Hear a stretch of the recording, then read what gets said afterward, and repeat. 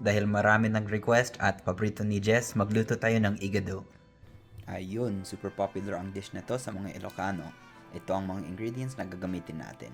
May baboy, sibuyas, bell pepper, bay leaves, itong beef liver, meron tayong frozen peas, tapos pito ka ng baboy, pinakuluan ko na para super malinis at walang amoy, toyo, at ang last ay bawang. Nakahanda na lahat ng mga ingredients. Agluto tayon!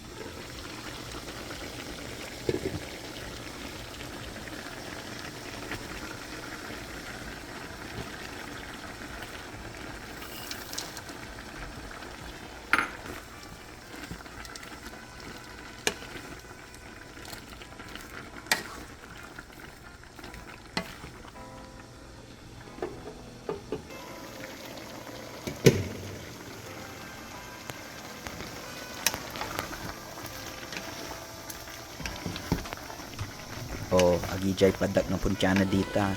Aminin nyo, nagisipot kayo matiigido idi. Anya?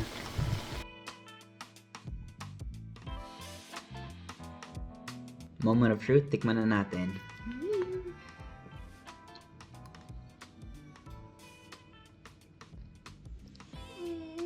Ano? Sarap. Anong lasa?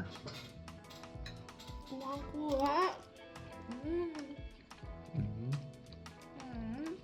Gapa. Mag-iimas matgayam.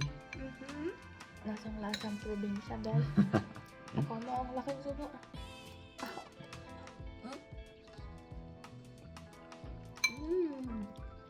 O ano, mabilin.